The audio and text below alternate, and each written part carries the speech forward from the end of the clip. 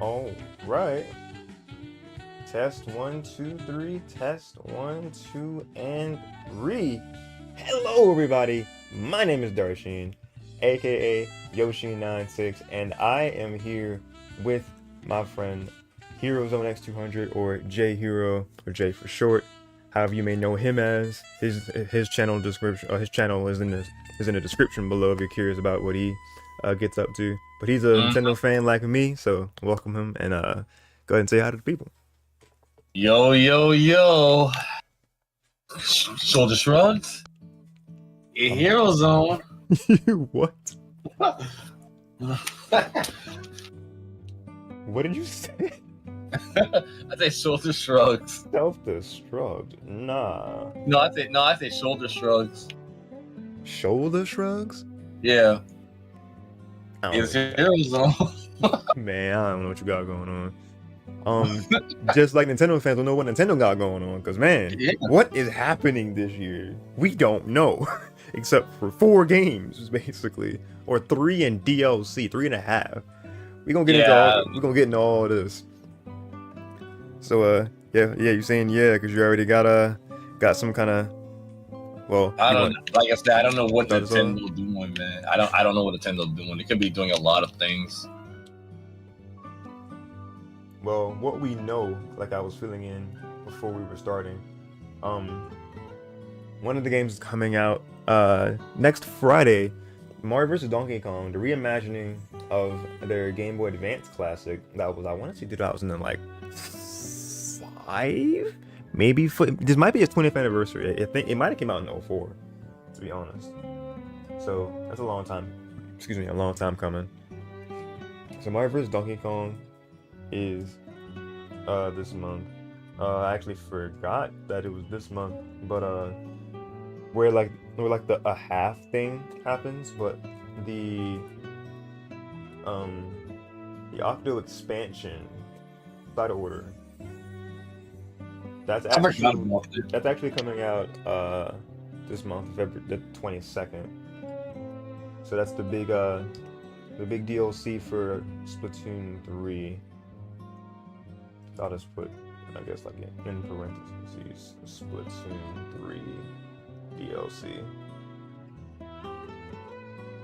I think it's like Wave 2, right? Something like that. So I didn't know. I forgot the first DLC came out. Yeah, the first one was a little minute ago, and then this one was like teased and talked about for God knows how long. It's definitely like one of the longest windows of DLC being announced and then coming out. It's taken like quite a bit. I'll actually fact check in real time here and kind of look at and see. Let's see, Octopath Split Octo Expansion. That's a whole different game. Octo Expansion. Side order Wave 2 release date, and yeah, I'm actually right. February 22nd.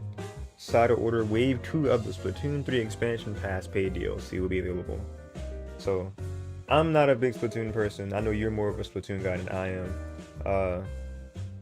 Do you know what, or remember what it's even included in that DLC? I don't remember, to be honest with you. I wish I could tell you, man. It's been a while. Yeah, it's all good. So it's been a while. I wish I could tell you. I didn't do no research on that because I have no idea what was. Like I said, I have no idea what Nintendo's doing right now. That's fine. Because the objective of this isn't to stay on one topic for too long anyway. So yeah, it's fine. And then well, what do you think is going to happen this year anyway? That is the age. That is the question of the stream. One of the big questions anyway. We're definitely going to get into that. I think as just like as the broadest window possible. I think we're getting the direct. If it's in February, it's next week, because I hardly remember them having directs in the latter part of the month. If it was anything that was later, it was like it's been Pokemon Presents that would be like on Pokemon Day, which is the 27th of February. But I've never seen them have. That's a Saturday, isn't it? Yeah, it's a Saturday, that's even more. Wait, is it a Saturday? Because you know what's funny about that day anyway? No, the 27th is Tuesday. Oh, okay. Sorry, I got it wrong. Got bad. I must think about 20. I must think about 24. My bad. Well, no, Pokemon Day is the 27th. So okay. That's yeah. Tuesday too. Yeah, but I was gonna say, as far as directs go, because directs have traditionally on like a Wednesday or a Thursday. I've hardly ever seen them be on any other day besides those 2 weekdays. So if it were the one that would be happening next week, it would probably be the 15th, that Thursday, which would be amazing because I'd be off for one thing, so be able to watch it live. But I got a feeling that if we're not gonna get the direct in this month, it's gonna be like the first full week of March. So like it would be like if not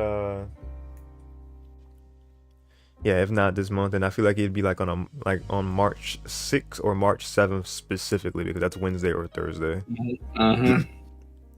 Because Princess Peach Showtime comes out March 22nd, so I feel like they'd have like a final trailer to show for that, to give us a visual idea of like a couple more of her costumes. Of course, you don't want to show too much, and then you don't have much of a surprise for us when we actually play the game, because Peach Showtime is the only new thing, like the only new game we know of.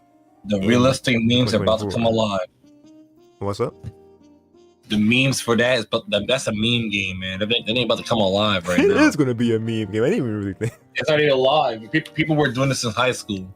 Well, during my time in high school, drawing what Peach would look like and all that. So that thing comes alive. Yeah, this game is gonna be something else for sure.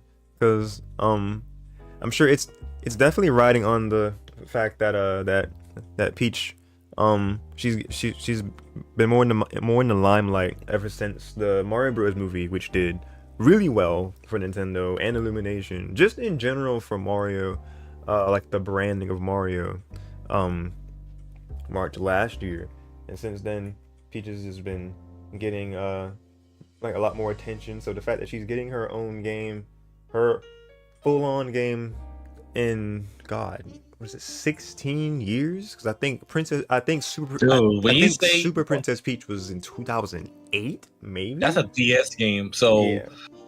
Dude, when you mention old, whenever someone says 10 or 16 years ago, I'm gonna say, yo, I was in school. that was. I would think most of us were still in grade school at that point. Yeah, we were still in grade school. 2008 was basically my it could be either things, whatever the date that came out. Mm-hmm. It could either be in my freshman year of high school or 8th grade year in my middle school. Well, so one of those dates that came out. So either like the reason I say those dates come up, because it could be January or February. I could be still in middle school when August come up, then you're a freshman. You trying to say, what I'm trying to say? Yeah, I know what you're trying to say. Be that, yeah. If it's 08, then like I was it could 12. Be either of those. So depending on what point in the year, I was either a 6th grader or just being a 7th grader if I was 12, somewhere in that in that regard.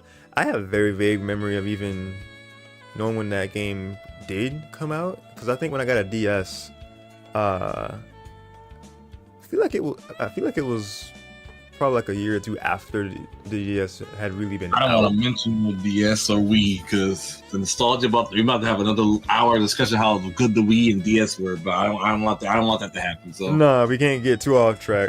But the Wii and DS were peak Absolutely, definitely, definitely strong. Now my highlight to first two childhood. consoles that I ever owned. Yeah, your first ever Nintendo console. That is something Not played, but owned. to revel at. And now and it didn't had online, and Wi-Fi was starting to become a thing too. See, I didn't know what Wi-Fi was, but I just know how to hook things up. When I was a kid, I didn't know anything. I was kind of smart back then, but now I feel I feel kind of dumb. It is that I just tried. I hooked up a Wi-Fi router, and I didn't know what the heck that was. I thought it was the only way to get internet, and it worked. Well, hey, sometimes if you just guess, it was right with technology, because a lot of things were so new. But Yeah, that era aside, net gear and shit. Yeah. Yeah, that's usually the brand of router most people would get. Yeah, I used to have a little white small net gear, and it was Oh, same. I'm not gonna lie. At first, it was good, but people say it was starting to become worse because technology started to get bigger. So it was good regardless. It's that the internet server was slow. Kind of. I guess it just kind of depends on the area. But, Yeah, 'cause I was using DSL at the time, but yeah, I didn't even get the chance to like go online really with my DS or Wii. We didn't have internet faster than dial-up until probably the 2010s. that thing changed our life, man. The Wii literally changed me and my sister's lives. It was the 'Cause that first was thing to during have the- like online for Nintendo fans. Yeah, and that was the same time where we moved into a new neighborhood and a new county. So the Wii was talk about the whole neighborhood. DS was the same with the DS. Talked around the whole neighborhood. And I remember hearing Wii. I remember the Wii was that I saw the Wii, but the reason why I got the Wii in the first because of Sonic, because Oh, colors. I was a Sonic fanboy back then, and I thought the Sonic was almost for PlayStation. So I thought, oh, Sonic was PlayStation and the Nintendo. I was like, what? Storybook series too. My bad. Yeah, I didn't know about it. And then they went on the DS games too, and I didn't know. Like say, I was young, so I didn't know any better. So if y'all, I know that. So I've been on Game Boy Advance and GameCube too. So I didn't know any better. So I was young. So it was a great experience. Some guy invited me to play Smash Brothers Brawl on the Wii with him. They actually had a party though. They actually had a party. I didn't know what was going on. Oh, that's fun. So it was in our neighborhood. The guy asked me about the guy knew I was new to the neighborhood, so he asked me to come over to his house and play Smash Brothers with two people from our school. Nice. Sure. So and the dad met me too. Everyone was nice to me, man. I'm not gonna lie to you. See, that's a great thing about games. Just getting people together and just making these experiences.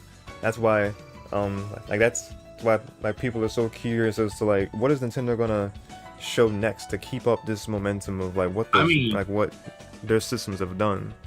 I mean, I appreciate the nostalgia and everything because it reminds me. I appreciate this whole experience of getting together with a group of people. There was nobody fighting on their phones like that, or texting on their phones and everything like. We were just having fun on playing the game and stuff. That was it.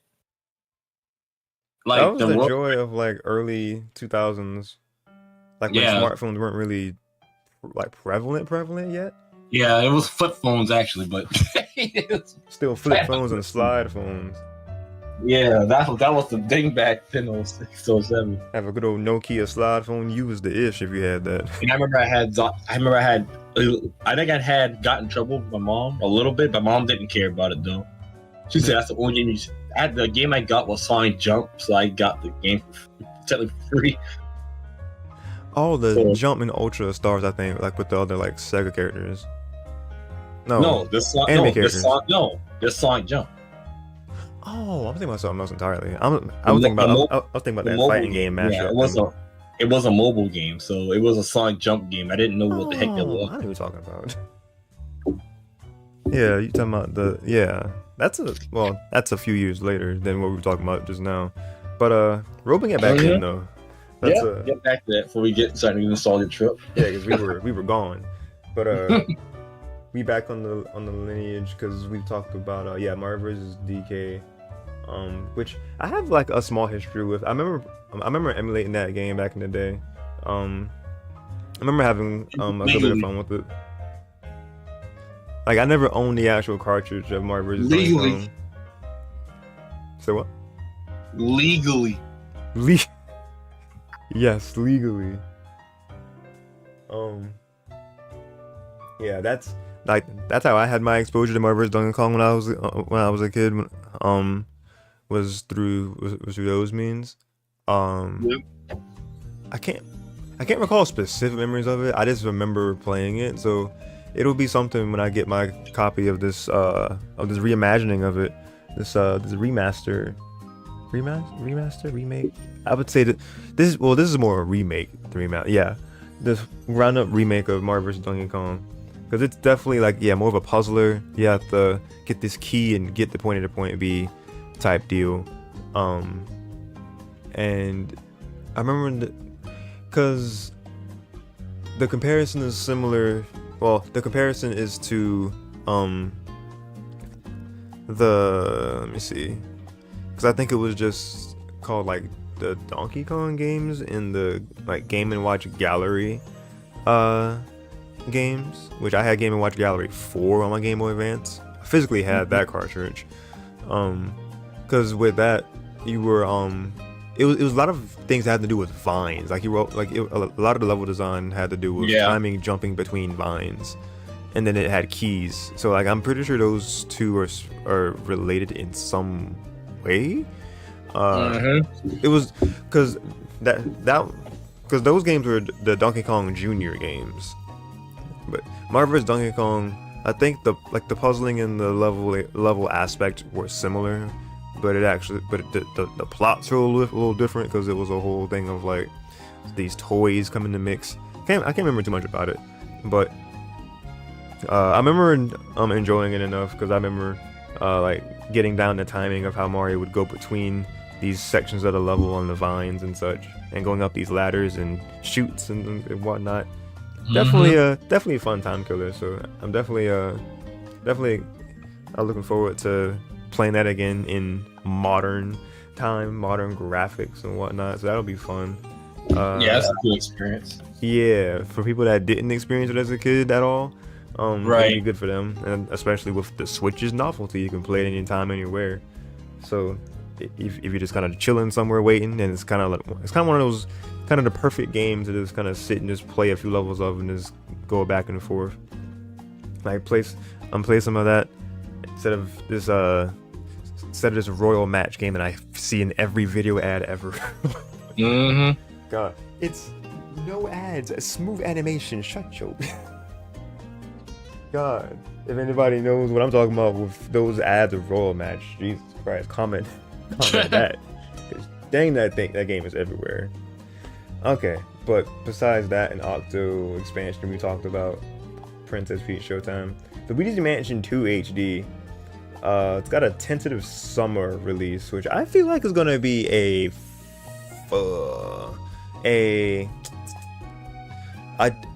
July release. Because when I see summer, I see that summer can go from as early as June. It can be as late as like early September, because fall doesn't technically start until like September 20 something. So I could see them, before I could see them putting Luigi's Mansion 2 HD as far out as September, and then I was like, I could see them putting out Paper Mario a little after that, because they don't have a thing like they just kind of put 2024 for Paper Mario Thousand Year Door. So I was like September Luigi, and then probably October for Mario, but to better align with what we're going to be talking about later on with, the rumors of Switch 2 and how timing could affect that, I agree with other YouTubers and content creators who pulled them back a little bit. That's why I think we mentioned 2 HD could be July, And I feel like Paper Mario could be August, like no later than August. Luigi's Mansion could even be as early as June, and then Paper Mario in July, because a couple of Paper Mario games have come out in July in the past, so that would actually make sense. Luigi's Mansion itself is all over the place. The only one that came out in Halloween time, I think, was just 3. The original Luigi Mansion Dark Moon on 3DS. I don't know why they took the Dark Moon title away from this HD remaster, but I think I couldn't tell you when it actually came out. I could have back to check myself. But as far as Luigi's Mansion 2 HD, what's your Luigi's Mansion history? Have you played any of them? Me, I think I stopped playing on the DS. It wasn't Dark Moon. It was the one before, because I think they had made oh, they did remake the first one. You're right. Yeah. Yeah, they made a remake using Dark Moon's engine for the first game that was on GameCube, and they made that for a 3DS version. Yeah. That is indeed right. Which, looking at this now, where it's like, yeah, we're bringing Dark Moon to the Switch. It's like, why did you put the first one on the 3DS then? I don't get it. That's the one thing I don't get. Why are you putting sequels and stuff first before the beginning? I guess they were. Man. That's like putting Sonic Adventure 2 before Sonic Adventure. That's right. Because I feel like if they were trying to get more Luigi's Mansion fans in there for to get interested in the series, to play 3. 3 was more like the first game, which was more open-ended. Dark Moon was more level based, and it forced you to keep doing these mission based things, and it wasn't really it wasn't the same. So if they were using that game to get people interested, I don't know why they decided, oh yeah, Dark Moon is the one to put on Switch to have them prepared for 3. That's why I heard they're putting that. I think that's Dark Moon, but I'm not sure. It's so 2. I heard it did. So Luigi Mansion 2 is technically Dark Moon, right? Yeah, Dark Moon. Yeah, 2 is Dark Moon. They just took away the Dark Moon moniker for it. Man, come on. They just put 2 HD. No one knows why, but that's what we're doing. Not stupid. Hey, new content. New content. New game. Yeah, fans are stupid. They'll buy anything. No, let's say 2. They could just call it Luigi Mansion 2 Dark Moon. That's it. They really could just put 2 and then just add 2 and then put Dark Moon, so that people would know it's the second game. I don't know. It's dumb. If they had did Luigi's Mansion HD, that would make more sense, because they went back and put the first, second, and third Pikmin games on Switch eShop, and then they were like, okay, here's Pikmin 4. So now the whole series is on Switch. I don't know why that could. A collection out now? So what now? I think they're doing a collection of that game. 1 and 2 was out for the Switch or something. I forgot. Of what, a Pikmin? Yeah. That's been out. Because they shadow dropped 1 and 2 on the eShop, in that same direct. I think the June or September direct. Pretty sure it was the June direct of last year. These directs are taking too long. Yes, yeah, this one specifically. It's like they're trying to hide something from us, but that's. But then again, so you don't think about a new console coming soon? Because normally when you hear a buzz about, it's like a buzz. You start to see it all over the internet. Rumors that Nintendo and insiders and everyone started to talk about the new console. That's all I'm hearing. Usually, that means it's starting to come out soon, or it's gonna be announced soon. Oh, definitely. We don't know. We just don't know when. Cause that's the question everybody's trying to figure out. That is definitely the age-old question now. The $1 million question. The $1 million question is when is the well, you saying new hardware, or when the direct is again? When we can have a new direct or or a new reveal of this new console because people keep bringing it up. Insiders keep bringing it up. The game developers from people that I guess they heard saying this could be good, and we still haven't heard about Metroid Prime 4. And I called this. For some reason I called this like years ago when they had canceled it and they say you want to make it. When I had canceled it, not really canceled but delayed because it was going to come for the Switch. But they said, I guess the director wants to make the Metroid Prime 4, look good and play good.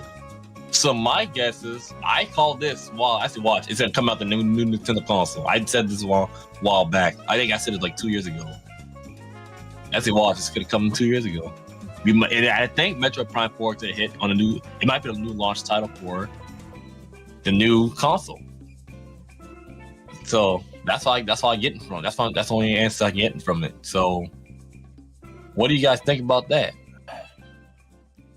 I think, because we were talking about this before we started streaming, Metroid Prime 4 is definitely going to be one of the first games, if not a launch title, for the next Switch or the next Nintendo console. Since it's really being called Switch 2, there's a debate of what the next system will be called, because there's just Switch 2. That's the safest naming convention that they could go with. Nintendo Switch. To not confuse anything with new Nintendo Switch or Switch. Super Nintendo Switch. Yeah, that'd be Super Nintendo Switch. I'm on board with too. I've even heard of the opposite of someone of a YouTube channel that I was listening to today, where they said Nintendo Switch, putting the Super at the end, Nintendo Switch Super. Well, I was like, no, maybe no. This ain't Super Nintendo Switch. I would say Super Nintendo Switch, or even just Super Switch for short. I feel like that could be. Because it worked it kind of worked if you think about it back in Nintendo when they do it NES, but SNES because it's the same thing but better. That's what it is. Yeah, it's keeping in line with what Nintendo's naming scheme has been in the past. The Super GameCube. It'll be the day I see that. The Super GameCube. They should have called it that. Yeah. What's so ironic about the GameCube is that it's such a beloved console from so many people's childhood, but it had a very bad sale history. Yeah, I mean, I'm sorry, I could have got one, but the thing is about that, like I said, I was too young and I did not know nothing about the GameCube like that because I was more of a PlayStation guy, and the PS2 was my bread and butter. So every time you want to move for a game, play PS2.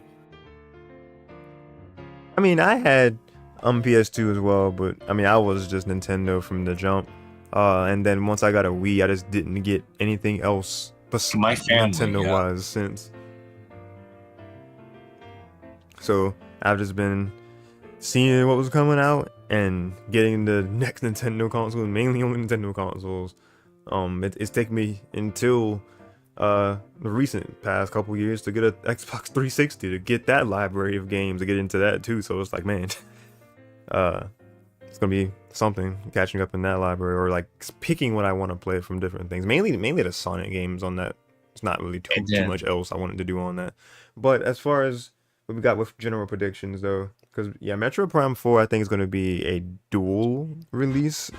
I'm gonna agree with people who've said this. It's gonna be a launch title for the Switch 2, and it's gonna be also on the OG Switch, to not alienate people who were waiting for it on the Switch, because they announced it for the Switch. I'm sure they wouldn't break that promise for it to be on the original Switch. And then even if people get the Switch version of it, and if they were to get the Switch 2 or a Super Switch or a new Switch, whatever it would be called, then with its better, hopefully better hardware in it, it'd be enhanced.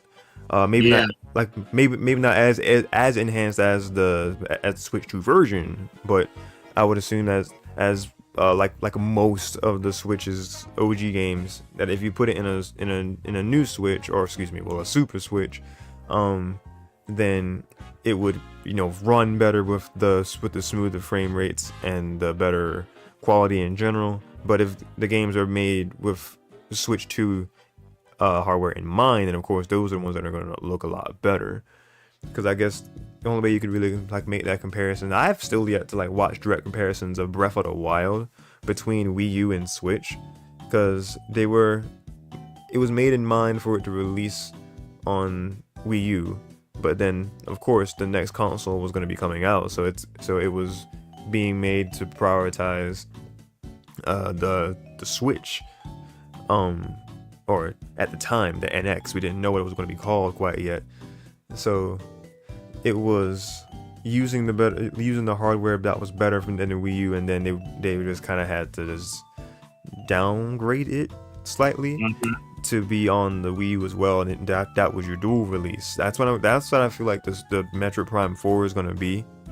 I feel like there may be another game that would be like that for them, but I think the main one that's gonna be doing that is definitely Metroid Prime 4, because it's just this next step game for them that's really gonna push the boundaries of their next console, but to not alienate the audience that has a Switch, because the Switch is still selling like gangbusters. It's crazy.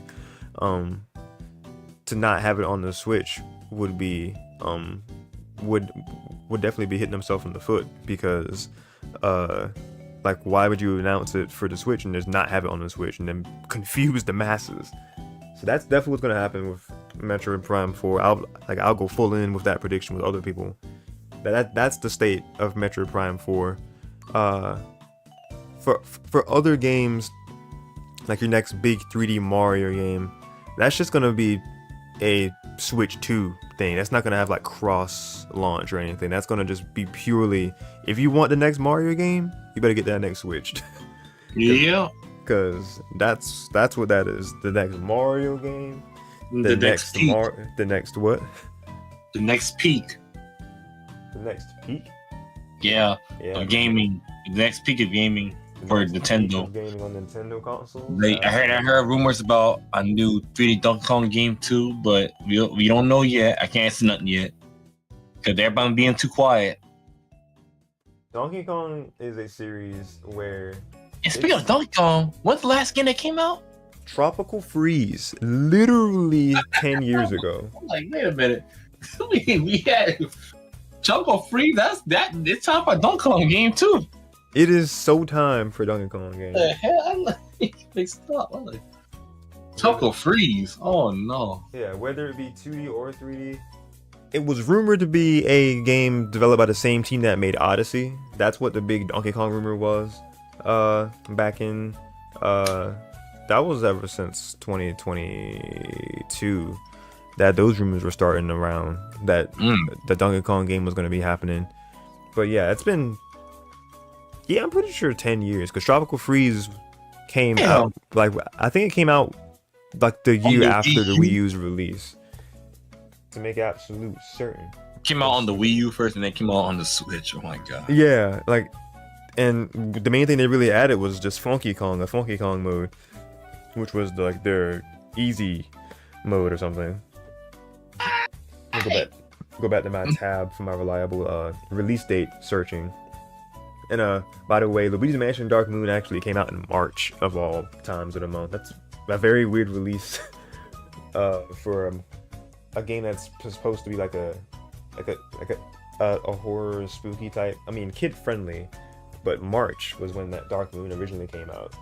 So, but they clearly said summer for Luigi's Mansion 2 HD. So that would if they were to be like, okay, it's gonna come out in March. What? That is definitely not gonna happen. If they were really gonna go as early as possible with summer, then that'd be like an end of May to beginning of June that they could release Dark Moon. I could maybe see May, but if it's really when June,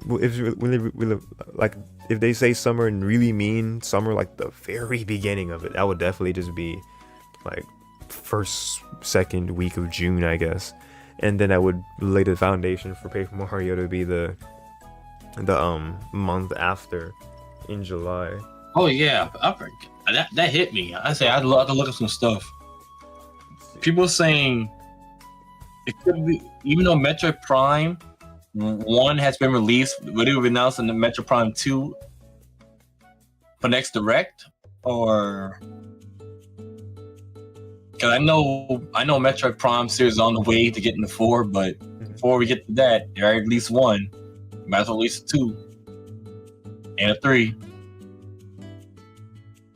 Yeah, that was the one of the big rumors, or one of the big like predictions from even the last Direct, one that gave us the last wave of the Mario Kart DLC and Paper Mario and a whole bunch of other stuff that we didn't see coming. People were definitely waiting with bated breath for a Metroid Prime 2 drop of some sort on the eShop, or for them to announce it was a thing and then to have like a physical release maybe in the like the latter part of 23, but that didn't happen. So people are definitely looking at Nintendo to release Metroid Prime 2 in the same way that they did Metroid Prime Remastered, because if they were able to make that game look as good as it did, pushing the Switch's boundaries, then people are definitely looking forward, or like looking at that and saying, hey, Metroid Prime 2 Remastered makes sense, because if we're gonna be, riding the waves of Metroid Prime 4 anticipation and hype, then it's definitely going to be good to have 2 and even 3 in the near-ish future. Because if Metroid Prime 4 is going to be a launch title for the Switch 2, people are feeling like that's finally becoming closer and closer. It feels like it's this unrealistic, unattainable, way out in the starry skies dream, because they announced that it had to get restarted in production. That was like 5 years ago. Right. So from announcing it existed in 2017, in like that big Direct, Metroid Prime 4, and then 3 years later that it was like, okay guys, we got to restart everything. Okay, sure. Then 3 years later, 2023, and then like nothing else was heard at all. Like nothing besides it's being worked on. That's it. So then now we're in 2024, where it's effectively 4 years after they announced the restart of it all. It's like, yeah, it's getting closer and closer to being like, yeah, this is definitely possibly closer to reality than it has seemed anyway. Right. But you were about to say something? Oh, I was gonna say something like, dude, I don't get it. There's some things I don't get. Like, I don't know. I used to be this type of guy that look up insiders and stuff, and looking for information about what games coming out from Nintendo Switch, But I was too busy working. I have no idea what the heck is going on. No one does. I took a look at the prediction list. People were bringing up some stuff. I say, what are you talking about? All this was going on when I was at work. Like, it don't matter where you like at. People saying a new Fire Emblem game coming. Y'all got to confirm this with me. What already? That's how. Dude, I'm like, wait a minute, what's going on? A new Fire Emblem game, and they already had the name they think it's gonna be. And what the heck is that? I had to like, what is going on? And then people saying, "Oh, y'all ever watched the predictions of this guy on YouTube?" I say, who the heck is this? A Fire Emblem? No, not Fire Emblem. A new Legend of Zelda / Wind Waker game remake. Like, what y'all talking about, bro? Like, where y'all getting this information from? These so-called like credited like insiders who have like this like leak knowledge or rumors, or like credible people who like are, I don't know, journalists. It's like, it's astounding. Like, what are they talking about? Like, we all get fired. Hold on a second. I can look this up. Like, what is that? No, I've heard the same thing, but I feel like It's like if it's You gonna be had a Fire Emblem game not too long ago. yeah, Engage literally came out like a year In the summer? like a year ago. In the summer, right? No, that was a January release. Oh, Fire Emblem Engage was January. Yeah, that was Engage was January. Was that 23 or 22? I can't remember. No, yeah, it was 23. 2023 felt like it was so long though. Jesus Christ. You feel so short. Like, but and also like I keep getting the follow up so delayed behind each other. But Tropical Freeze did come out. That DK Country Tropical Freeze, it actually was February 13th, 2014. So literally 10 years.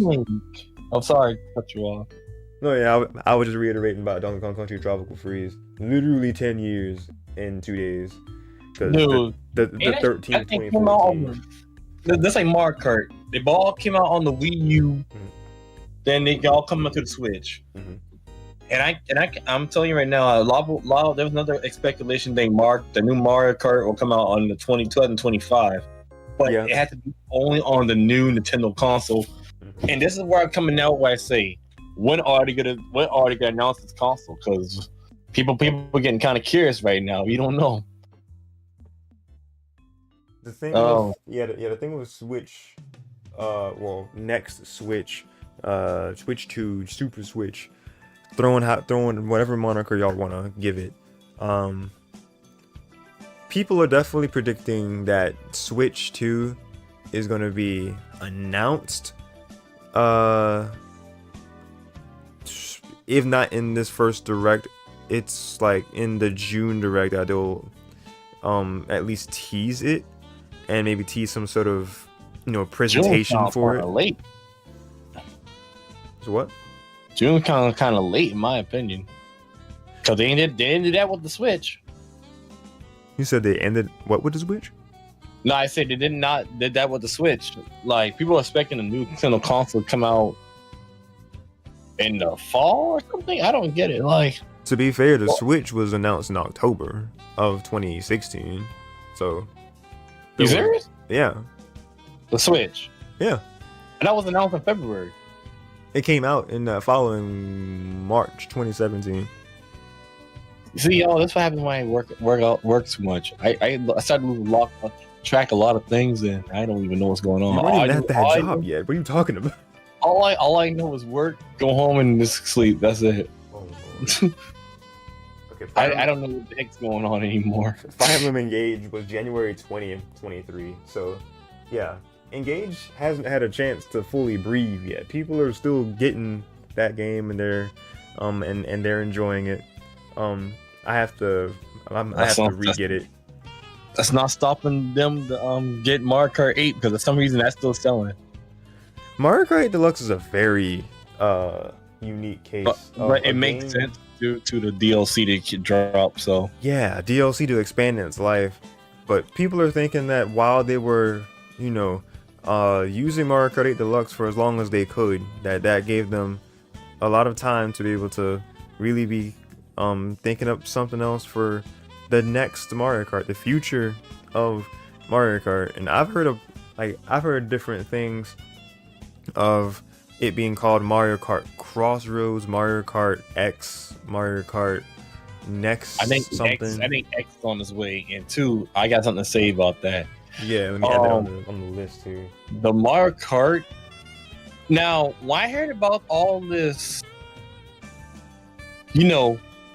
all the other, stuff from past games like Mario Kart Wii, Mario Kart Tour, I remember that they had said that they were going to bring back all the games from the past games into the new game. Why is that? My thought was thinking that maybe they're trying to make it more like they trying to end something. Now, I know you think. I know you're thinking, Darshean. He's like, what are you trying to mean by that? Well, here's what I mean by that. Mm-hmm. It's like it's an end of an era type of game. Even though I'm trying to say, like, they're trying to move on. They're trying to move on to something else with Mario Kart franchise. Yeah. And I think I know what's gonna happen. I know what's gonna happen too. I think I think this is. I think you remember people say Smash Brothers Kart and shit like that. Oh, Super Smash Kart, yeah, merging Nintendo stuff together. I feel like what the experiment they did with F-Zero being in the game and Animal Crossing. I think they're gonna expand it into the new Nintendo Mario Kart game. You know, like they might add Sonic, they might add Earthbound. I don't know, man. That's going off my tongue. Like Kirby, I feel like Kirby's gonna be in it, obviously, but now that's just my opinion. I don't think it's gonna happen like that. But if you think about it, it makes sense because why did they go all back in the past and select different types of fan favorite tracks and put it all into the new, you know, Mario Kart Deluxe? If that's the case, that's like an end of an era. But the thing is, they could have just, you know, make their own original tracks and put in there. But why they didn't do that? A handful of them were original, like the Yoshi's Island track, and then like the squeaky clean toilet, not toilet, the bathroom based track was unique. The squeaky clean. Yeah, the bathroom track was unique. The Yoshi's Island track was unique, which was actually my favorite unique one in the whole like DLC package. I love that track. I think I don't know if they made a unique track that was new, like that wasn't in anything else before or tour in the last wave. I still have yet to play the tracks from the last wave. Considering them putting I think that was all Rainbow Road, dude. It feels like an end of an era type of game. It's absolutely an end of an era type of game. Like they about to move on to something. This what they did in the past games. Yeah, that and Smash really feel like end of era type games for their series because it's like, where do you go from here?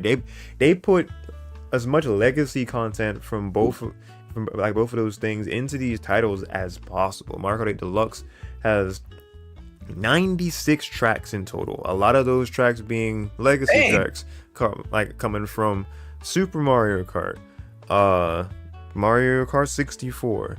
Mario Kart, Super Mario, Super Mario Kart Super Circuit. There we go, English. Mario Kart Double Dash, Super Mario Kart Super Circuit. Yeah, Mario Kart Wii. You're going for Mario Kart DS, Mario Kart 7, Mario Kart Tour, which is I guess they're like what Nintendo would arguably call Mario Kart 9 because that's crazy. Like the rumor is that the next one is gonna be called Mario Kart X or 10. It wouldn't be 9 because Tour is 9. Depends on who you ask. Apparently 9 is technically Tour. Yeah, depends on who you ask, but yeah, Tour is 9. Yeah, I didn't realize that was a real game in my opinion, but I wouldn't really call it a full game, but with how much they put in it, especially all the characters and like the customizations for characters and extensions of characters, it may have well been its own entry of Mario Kart 9, even if people don't want to agree with that because it wasn't on an actual console. It was a mobile game. It was on. Well, you'll see when they announced the new one. But I think, dude, I'm not lying. Look into all these waves and extra 48 more maps. Mm-hmm. Sorry, 48 new tracks. Mm-hmm. It feels like an end of an era type of DLC. Same deal. Same deal with Smash. Every character that was ever in Smash's history was in Ultimate. So what do you do from here? They could put 100 in there and call it a day, but I won't do that. Just add it. If they had put 4 more tracks to make it 100, that definitely would have been a little nicer. Oh, Smash with characters. Yeah, but they would have had to add. I think that would have been like 12 or 13 more characters. I think it ended off of being like 87, 88, something like that. Depends on if you count the Echo Fighters as their own separate things. Depends on if you count what else is it? I'm trying to think of. Depends on if you count the Echo Fighters as their separate things, and depends on if you count Pokemon Trainer as 1 or 3. Right. That type of stuff. Yeah, it kind of depends on the numbering, but I think on their actual site when they have all the numbers for the characters, I think definitively they have Sora as 87. I think 88. Could be even 89 because of the whole 3 character thing. to Smash Bros. Web. Because I have not actually gone on that site since like Fighters Pass 2 was announced, to be honest. Yeah, Double Dash 2. Wait, no, what I've heard about that, or like like the prediction concept that I heard was that in Mario Kart 8, not 8, in Mario Kart X or Crossroads or whatever the next Mario Kart, mainline Mario Kart is meant to be, that that the idea that they had was that it would be a Double Dash mode. So it would be a whole, like, I'm not sure if they're meaning mode as in course class, like if you switch from 50, 100, 150, 200 Double Dash, or if it's just like a mode like versus Grand Prix time trial mission, like something like that. I don't know if they meant its own mode that way or its own course class to the game. So what? I thought they're gonna bring Pac-Man to the game for some odd reason. I don't know why I think that. That'd be nice. But the thing is, for the arcade people. The reason why I said that, yeah, because of the arcade, and that might be a guest character. Because then I know Nintendo have good relationship with Bandai Namco. Yeah, definitely, because Bandai is. And they helped create Smash as well. Yeah, they developed the Smash 4 and Ultimate, and Pokken Tournament. So they definitely have the Bandai relationship. So if they were to even get Bandai's assistance to help make the next Mario Kart game, I think that could be something that, because Bandai, Namco, Bamco, whatever you want to call it, or like count their like subsidiaries or like their different parts of the company, because there'll definitely be like a smaller team that would be working on something like Mario Kart, and then like the bigger part of it would definitely be working on something like the next Smash game or some other fighter out there, because they have teams working on something constantly. Yeah, I feel like that's something that could actually be a thing that they could consult with Bandai to make the next Mario Kart game. It would definitely be something interesting to see what they would come up with, because I wonder how that would affect like the overall physics of the game, drifting, all that stuff. I wonder how that would really be, because if they're working with Bandai directly with it, that would make having guest characters like Pac-Man in there easier, since that is, their character. Bandai,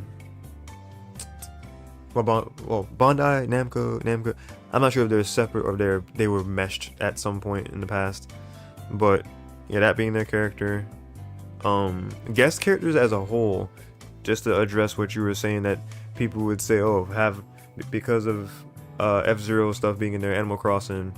Right. I'm surprised they didn't have a Splatoon track, and I think they did. One of the battle areas was a Splatoon. Yeah, there's a battle thing, which makes sense because Splatoon is a battler. But yeah, like I think it could open the gate to be a guest type thing. What's it? I said they're gonna do a lot stuff with the new Mario Kart and stuff. So a lot. They like, it'll sell like hotcakes fast, man. I mean, it's gonna sell like hotcakes Mario Kart, but I'm just saying it might be the biggest Mario Kart they ever made it. They go along with that. I mean, absolutely. Mario Kart is Mario Kart. It's gonna sell regardless.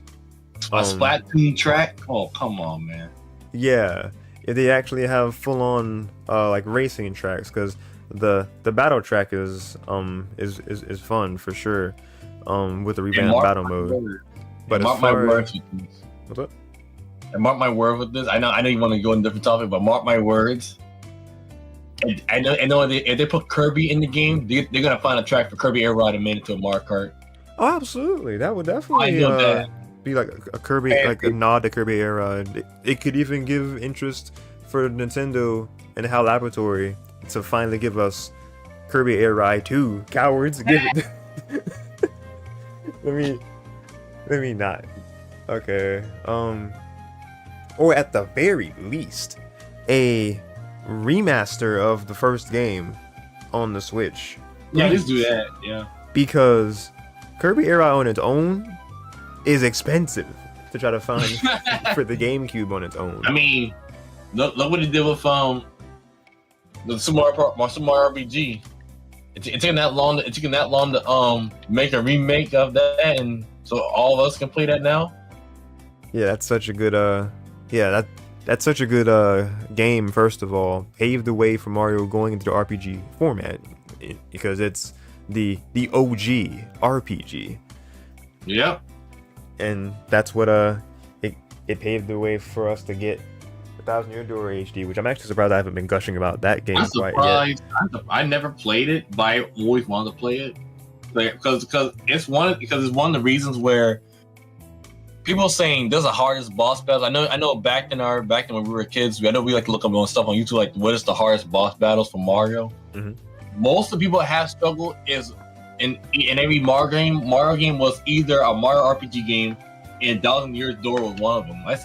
I'm like, man, how does this hard? It's like it can't be that hard. I it's hard because of how hard the bosses are. I can attest for 1,000 Year Door, because especially latter game, I don't want to spoil anything for people who will be playing it for the first time on the Switch this year. But yeah, so boss battles. I mean, if you're not prepared, even the first few chapters as boss battles are hard. But like if you get action commands down, and like if you really learn and utilize things like the badge system, then yeah, it's not as bad. It's debatably easy depending on what you do as far as the first chapter, but I won't spoil anything, of course, again. But yeah, Paper Mario bosses are hard. I'm not sure about Super Mario RPG. I've only played up to like a small bit of that when I was playing it on. Well, I first played that also through emulation back in the day as a kid. Really? Yeah. It was only like an hour worth of it, so I didn't get very far at all. I didn't even get to where I'm not even sure if I ever got Mallow, the little like little like marshmallow looking guy. And I definitely know I didn't get anywhere near Geno. So yeah, I played a very little bit of that game as a kid. But I played enough of it to appreciate it, and was definitely excited to see that it's that at the time that it was coming, and now it's out on the Switch for the past 3-4 months now. November, December, January, like 4 months now. Came out in October. So that was really good for that, because that can actually lead us into before I say lead us into our next topic, the last thing I want to say about Mario Kart X Crossroads, whatever it would be, was that if they do go with the name Crossroads, it would be perfect for them to bring in more guest things and really make it feel like a crossover of a Mario Kart game, because you could actually have Captain Falcon be in the game as a driver instead of just stealing this man's track and then being like, okay, me costume. There you go. How you disrespect this man like that, Nintendo? that was wrong. Yeah, well, have him in there. They're probably saving it up for something special. Yeah, and this could be that something special. So Crossroads X, it could be time for Captain Falcon to shine. Actually have have him be in there, Kirby be a driver, because that trailer from Smash Brothers looked too good. They teased us with that. Kirby could have been in Mario Kart 8 Deluxe, but they playing with us. Nah. Yeah, they did. Yeah, Kirby being in it would definitely be cool. I don't see them going beyond it fully to make it like because you mentioned Sonic. Ain't no way Sonic is not touching Mario Kart Crossroads at all, unfortunately, because it would be cool, but nah. They have a whole separate thing. They had the Sonic and Sega All-Stars Racing, and Team Sonic Racing was the more recent one. If they were going to have any other guest, it would be ones that are like more closer to being Nintendo properties as possible.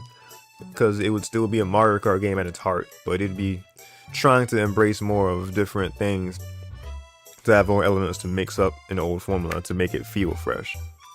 That's my take on the next Mario Kart game. I definitely would be. I'm definitely looking forward to what they have in store for what's next, because Mario Kart Deluxe is a 11-year-old game basically. Dang. So. Yep. Makes sense. No, 10-year-old game, because 2014 was the same year it came out. But going into next topic, because we're talking about how the RPGs, like Super Mario RPG, laid the foundation, and then right after RPG, we have the announcement of Paper Mario 1000 Year Door HD. The other RPG series that has unfortunately died out with Alpha Dream was Mario and Luigi, or like that series of RPG games. I feel like with that, I think they could test the waters, and they could do a remake or remaster. It doesn't really matter, because the game looks fine sprite based. They could do the second game of Partners in Time, because that's the only game that didn't get a remaster, like the first and third games did, because for whatever reason, because I guess because it was trying to get its support, it was on its like last legs. They had, because after Paper Jam, I think that was after Dream Team. They've started remaking the older ones. Superstar Saga plus Bowser's Minions was when they started, and then they went straight to Mario and Luigi Bowser's Inside Story plus Bowser Jr.'s Journey. And I'm looking back and I'm like, what the? How did y'all jump clean over Partners in Time? I'm telling you, I think that was my first game. That was my first RPG game I ever played, and I'm gonna be honest with you, that kind of scarred me a little bit as a kid, because that was too gruesome. Partners in Time. Yeah. No, it actually was. The Shrooms plot. I was a kid. I was young. I didn't know. Like I said, it was gruesome when you think about it. It was very gruesome. Like, toads are stuck to the tree. I think they're dead. Yeah. They're unconscious. Dead. I don't know. Princess Shroob she literally laughs at people's demise, getting killed and stuff. No, yeah, absolutely. I want to hear nothing. No. It's that. Dude, when I saw Peach eat my... Oh, well, spoiler. I'm not saying nothing else. But I'm saying, like, dude, why I saw Peach... That was the first cutscene. That's not a spoiler. No. That was at that desert area. Oh, well, now you are spoiling. I was talking about the very first cutscene, because when they're babies. Oh, no. I thought like when Piranha Plant was... When I heard a bunch of bones crunching and I was scarred. Oh, I ain't never got... No! That must have been like mid to like later mid part of the game. Yeah, it was. And I was like, no way. They did Peach. And then she laughed like, and Luigi was shocked too as me. I'm like, no way. There's no way they did my girl Peach like that. She's like, help me. Yeah, how they got away with that game still having a rated everyone rating? I will never understand. T for team for me. T for team. At the very least, E10. I don't feel like my cousin, my little cousin should be playing that game. What the heck? I think even Dream Team got rated E10. I couldn't tell you why. I don't know. I never played. That's the thing. That's the last thing I never played. I never played that. I played something else though, but. Yeah, I think that's the only one in the series that got an E10. I don't really know why. Yeah, because even I would even say like Bowser's Inside Story was close to deserving an E10 rating, because like. Bowser's Inside Story was kind of gruesome too. Yeah, but it was stuff got dark there too. It was not as gruesome as Princess Shroob taking over. Oh heck no. No, yeah, that Partners in Time easily could have been an E10 game. I don't know what happened there, but yeah, I think it.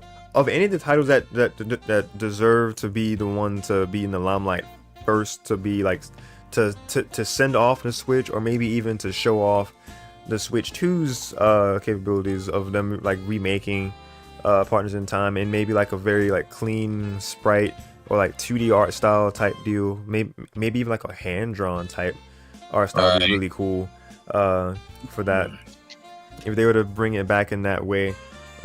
Very similar to how they're doing Thousand Year Door HD, where they're blending the two art styles together of how it originally looked, and then using the engines that they have for the newer games like Color Splash and Origami King, where it was a lot more with the lighting and the shading and textures of the backgrounds, and giving more animations and stuff.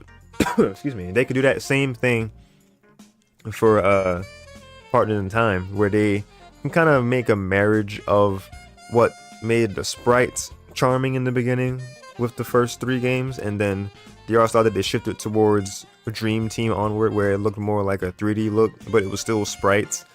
I think they could find a blend of that. I would ideally want it to have something where it's like strong strokes again, where it looks more 2D than the 3D model kind of look. Because what they're doing with Thousand Year Door looks amazing.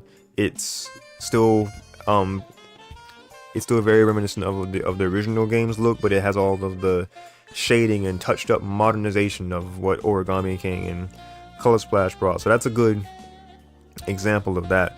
But Partners in Time, I think it got done dirty, in my honest opinion. I feel like that if they were... Yeah, they really don't want no one to know about that game, but I remember yeah, because especially with what you were explaining too, of just like certain cutscenes in Partners in Time. But it was my favorite one of the bunch, solely because of the interactions with the baby brothers.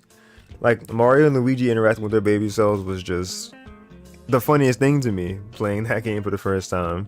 Like they had some just really funny scenes, some really just notable moments. No joke. You said what? Partners in Time ain't no joke. It ain't no joke. It definitely is like a spike in difficulty from Superstar Saga. Actually the plot of Superstar Saga is kind of dark too when you really think about it. Because Peach just kind of gets her voice stolen by gas that gets delivered as a gift from a neighboring kingdom. Them games be dark. I'm not gonna lie, that's why I don't like these games. The games be dark, and I kind of like it a little bit. But however, I think no one's not beating Partners in Time. That thing scarred me, man. I'm sorry, a little bit. No, yeah, Partners in Time is definitely the anomaly of the series. Princess Shrew was on a different mission. She was on a mission, man. Like she said, "I'll make sure I take over the princess." She was killing people for real. She was really out of here. I'm shaking my head. You can't see me, but I'm shaking my head, man. But I still want to see it get a second chance at life, and I think it would be perfect to see on like the debatably last part of the Switch's life. They're gonna tone that down, bro. I don't know. Maybe I feel like there's aspects of Super Mario RPG that were wondering if it were going to be toned down or not. Because I think it was I think it was some like darker elements, a good bit of darker elements in RPG as well. So I'd have to see. You seriously need to play the Mario and Luigi Superstar Saga, because I never played it, and the Paper Jam. Well, Superstar Saga is accessible through the Nintendo Switch Online, the expansion pass anyway. Excuse me. So that's the way that people can play that game if they want to. There's another game, like the Dream Team. You said that. The 3DS ones, Dream Team and Paper Jam. I'm sure they're floating around at places that still sell 3DS games. Yeah, Best Buys, I'm sure. Best Buy, obviously. There is a Nintendo Select, so it should be easy $20. So there's that. Yeah, it's probably part of the Selects lineup. So I gotta get them games, but I'm too scared to get them games because Nintendo might pull a switcheroo and say, "Hey, y'all, coming to the new Nintendo Switch home console." What? I just bought this not too long ago. I just got this game, bro. What you? Yeah, and I'm mad that Capcom pulled a switcheroo on me. All that 3DS games I did for Ace Attorney is now on every console. Switch. Like, man, Even the DLC is on every console. No, yeah, that I was say, come dirty. on, man. They did us dirty with that. They really waste my money on that, bro. They got me. Oh man, but let's see. Yeah, that's my take on Mario and Luigi RPG. Because Alpha Dream has been the longtime developer of that series, but unfortunately, like with what happened with them, they like they lost what they did to be able to continue making the games. So Nintendo would have to either find a new developer for it, or maybe they would even develop it in-house, or I don't know, maybe if something else, or another company that were dabbled in the remakes specifically. I'm not sure if it was still Alpha Dream doing the remakes, the Superstar Saga, Bowser's Jr.'s Journey, and Bowser's Inside Story. No wait, Bowser's the first one, Superstar Saga plus Bowser's Minions, and then Bowser Jr.'s Journey was the add-on to Bowser's Inside Story. Yeah, that's the one. So if those remasters of those, if they were Alpha Dream, then maybe it's gonna take longer to still see RPG. But if it was more of like Nintendo's involvement or like them doing it in house, then hey, we could get that maybe sooner rather than later. So RPG, it's definitely possible because we got 2 Mario RPGs literally a month apart of like announcing. So it's definitely possible for us to see Mario Luigi RPG, and I'll be very happy to see it. As far as predictions that I would want to see too, because we're talking about things that are done like in-house, or if it's something else like how Next Level Games did Strikers. I want to see, and actually kind of funny that we come back to Bandai for this, because Bandai is actually who's behind the Mario Baseball series. Oh, okay, that's new to me. That's really new to me because I heard nothing about that. Yeah, Mario Baseball could be one of like the last things that the Switch sees that would make sense, because as far as your next big Mario, that's gonna be the next Switch for sure, the next Nintendo console. Because Odyssey 2 is just kind of too like it's not getting DLC, and I feel like it's been so long that it's not like a direct Odyssey 2 may not be happening. So like another whole other Mario 3D Mario experience is going to be coming with the next Switch. So I feel like as a spin-off type deal, they've done basically every other sport but baseball or sluggers, if you're up with a naming convention. So I would love to see a Mario, like a modern day Mario Superstar Baseball, a modern Mario Super Sluggers type of game. The only fear of that would be how they would handle the roster and drop feeding us content and all that, because you have to have 8 characters. Bare minimum, you have to have 16 characters, because you got to have 8 unique characters on each team. So like you'd have to have. Don't worry, Darshean. They'll add 24. What is that? You're gonna have the entire game is gonna have a total of 24 characters on the roster. That's it. That's got to be base roster, at least 24 characters, because Mario Super Sluggers was one of the most ambitious games for a roster with Mario. Because they had everything from what was in the Mario Superstar Baseball, the first game. They had of course of course your Mario, Luigi, Peach, Daisy, Wario, Waluigi, Donkey Kong, Bowser Jr., Diddy Kong, all of them, Birdo. But they also had King K. Rool in Sluggers, and then they had like Noki from Sunshine, Pianta from Sunshine, Monty Mole, who I think was also in Sunshine. I don't know. No, Monty Mole is just like a new Super Mario Bros. Era type enemy, I think. Yeah, because I don't remember Monty in Sunshine. I've played Sunshine numerous times. I don't remember them being in that. Maybe they were. I don't know. But other characters, I mean, of course, Toad and Toadette and Toadsworth. Toadsworth's whole existence was gone for a while, but thankfully he's back in Thousand Year Door. So this man ain't dead, thankfully. So he could be in baseball. He could reclaim his spot. Other characters. They're gonna turn into a live service type of game. That's the fear. 8 bland maps with no gimmicks after all. This brand new maps that this show and tell. This show have good new backgrounds. Nothing different. Nothing new. Well, 8 stadiums would be actually an upgrade from the first 2 games, because Superstar Baseball had 5, 6. I want to say 5. It was Mario Stadium, Peach's Castle. It was Donkey Kong's area. It was Yoshi's Stadium. It was Wario's area, and it was Bowser's Stadium. So yeah, there were 6. And Bowser Jr. No, that was Sluggers. Yeah, the second game gave Bowser Jr. a stadium with Bowser Jr.'s playroom.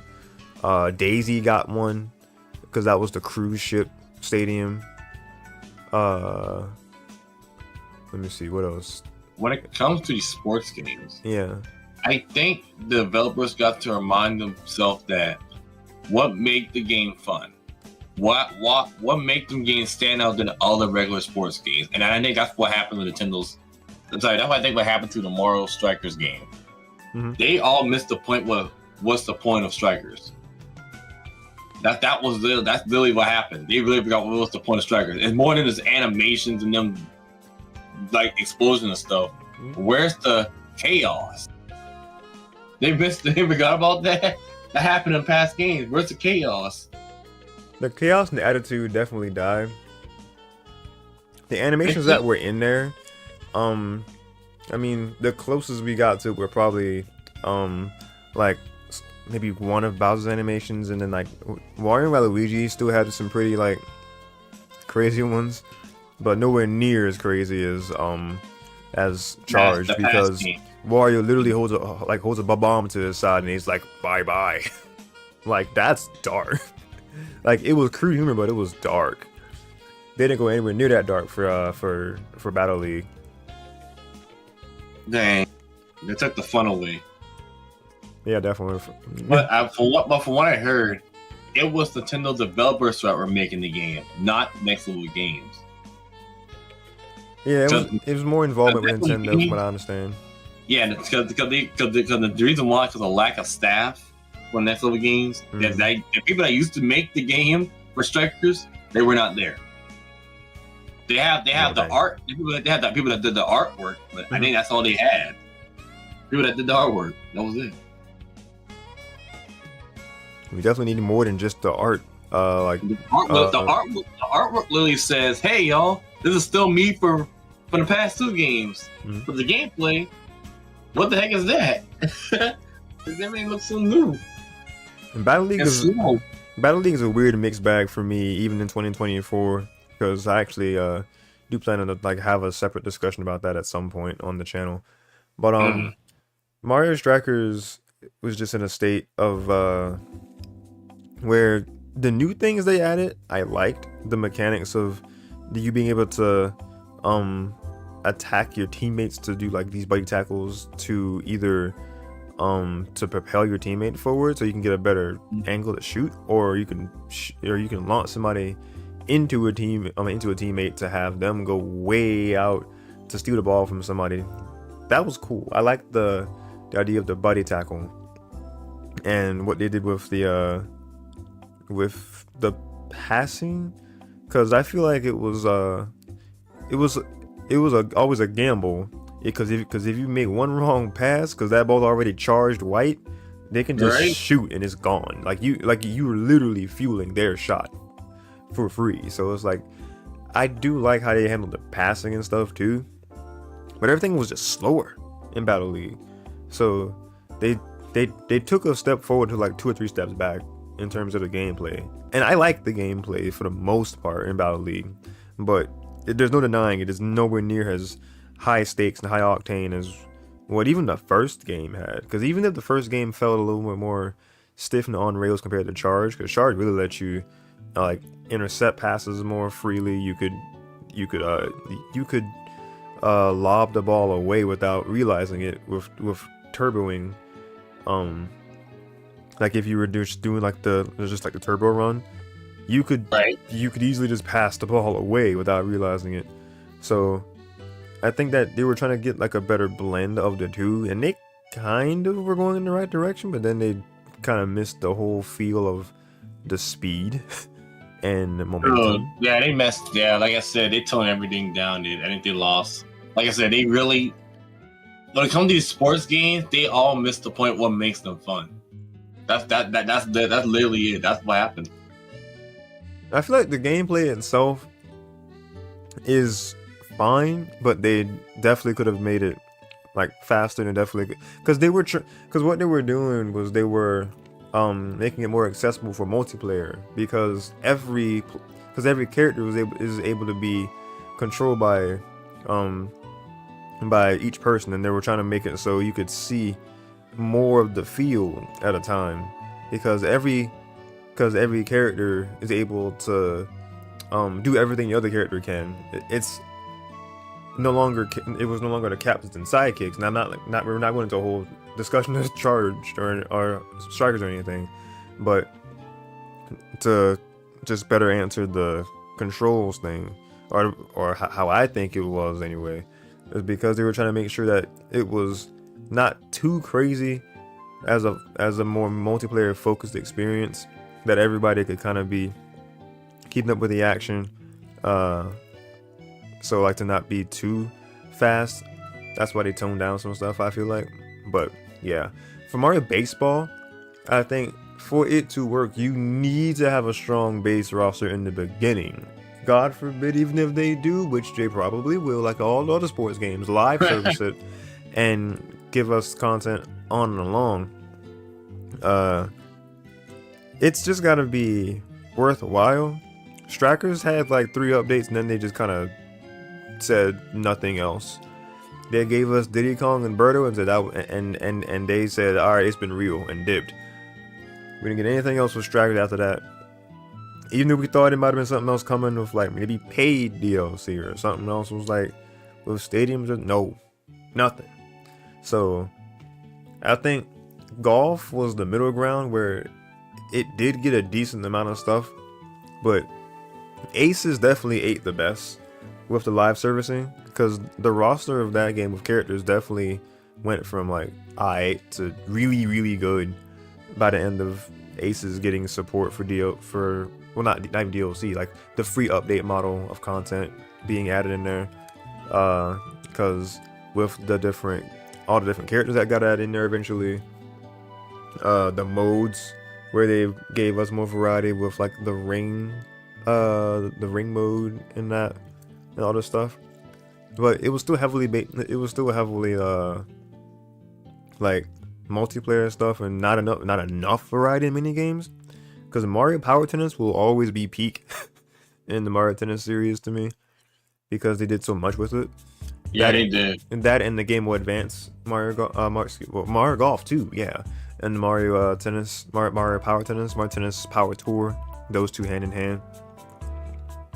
But I really feel like for them to have maybe closer to the success of Mario Tennis Aces for this Mario Baseball game, it needs to have a formidable roster out of the gate, or at least a strong base, and then we can actually unlock characters in the game, but without having to rely on these updates over time. I mean, we're gonna get more things through updates because it's just a matter of modern age games at this point. We're not gonna not have the live service model. It's just inevitable for the Mario sports games because literally all of them have it. But if they're adding stuff over time, I want them to add things that'll like that. Let me see, things that won't make it feel like it's added. Things that they would add that don't have to make it feel like a complete game. by the end of it to add it. Like if they're doing these updates, it's additions to what they have, because they can have because Mario Superstar Baseball had the challenge mode, where it was kind of what Aces did with their story mode, that I think about it, where you're in this overworld and you're going to these different locales and like recruiting different characters to be on your team as your members. And then Sluggers took it a step further to have like whole mission campaigns and do mini games in different parts of baseball to better teach you about stuff as you're forming your team that way. I think whatever route they take, if they did it the Superstar Baseball way or the Sluggers way, they can't really lose with that one. As long as there is a challenge mode of some sort, a single player campaign at all needs to exist in this Mario Baseball game. And something like the toy feel in Superstar Baseball, just giving us big mini games to do, just so we're not playing, the same game over and over again, because I feel like that was the problem with Mario Tennis Aces.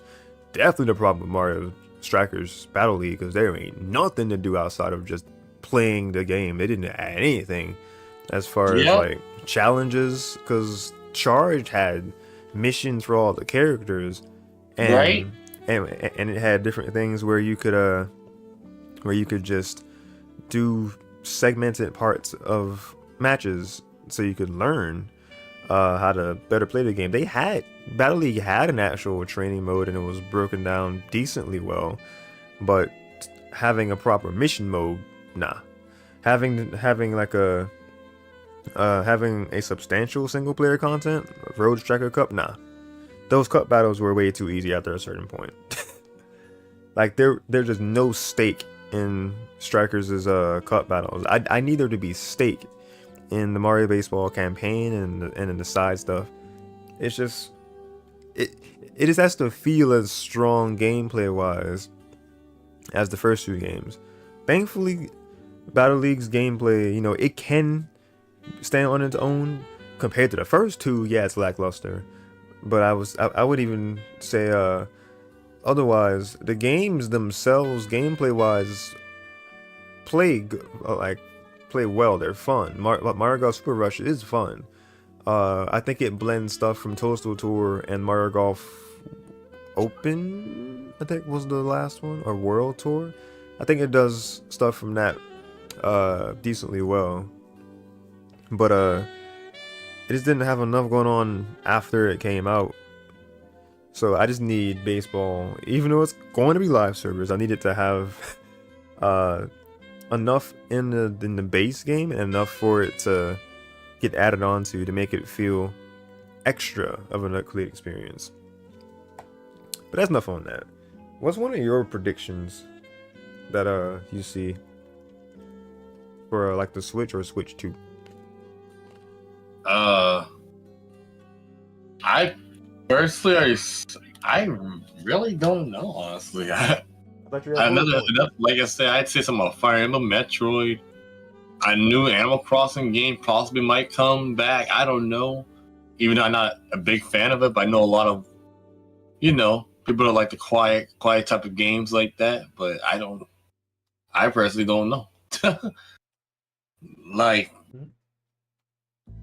all I can think of is what do you do with Smash? What do you do about that one? That's one thing I don't know.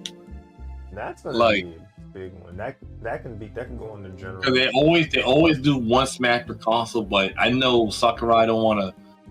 He said he's done with it. Now he could be a madman again and say, "Hey y'all, I did this again." Like, bruh, man, he can't be doing that. He does say he thinks 4 was gonna be the last one, but that's not it.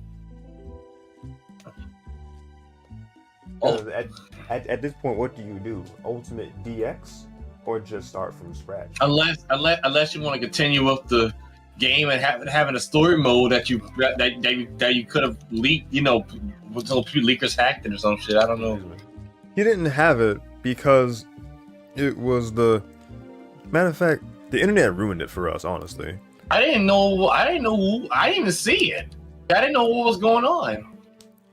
They didn't want to have too much stuff story-wise because of the fact that it could get shown on YouTube in full.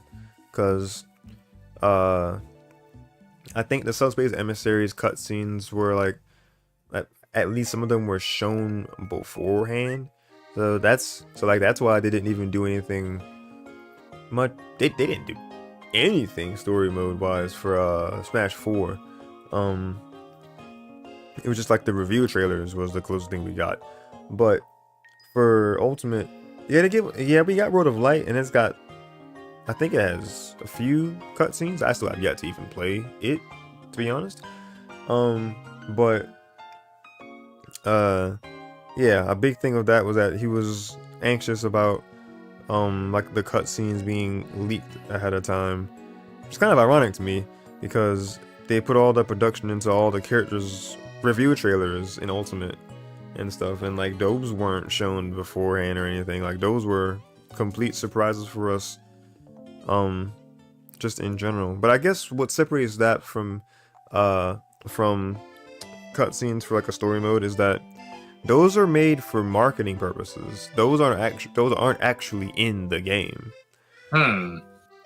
So like stuff that's attached to a story mode, people can data mine stuff because people don't have anything better to do, I guess, and they just want to like do like what is basically how media and journalists are, like leakers or whatever. They have these insiders to just want to show stuff before time and just not be patient for some reason. Like, my God, I don't know. Like, I hate leaked rumors in general. Leakers ruin the fun, and I never get a chance to see what's going on either. Right. So the fact that we didn't really have story mode stuff for Smash in the last 2 games, that's just like that's Sakurai responding to people who do things like data mining and stuff. Because if any version of a game is just there, like even if it's a demo, people data mine a demo. I've read stuff about that. What happened with Pokemon games? Because like the special demo versions of things like Omega Ruby, Alpha Sapphire and stuff, people were able to see certain things of that before the full game came out because it was an extension of the actual game, but it was modified to only be a demo. But because the data is in the code somewhere, people are able to see like new Pokemon, and they'll like spoil stuff about the story and this or that, and it just kind of spoils the aspect of that. So I can see why that it would be decided against, or it would be you know, it would be scrutinized to like not have as much because of that possibility. But I don't know, I guess just I don't know, don't code it into the actual demo. Like, I don't know how they would do it, but just they did it. It is that, dude, when it comes to Smash, people are crazy. Like, they actually never played a game before. Smash itself is a movement. It's a whole separate ballpark when you're comparing it to just anything else in the gaming medium, in general, because Smash is a tribute, a celebration of gaming history in general. Whenever you see something that's Super Smash Brothers, it's always associated with somebody with saying, oh, this like X could get in Smash, or this or this. You know, we're not talking about the memers that say, oh, Goku in Smash. Nah, no. I'm talking about that. I'm talking about legitimate video game characters who had any sort of history with Nintendo, because that was the criteria. If you were associated with Nintendo at any point in gaming, then you were possible.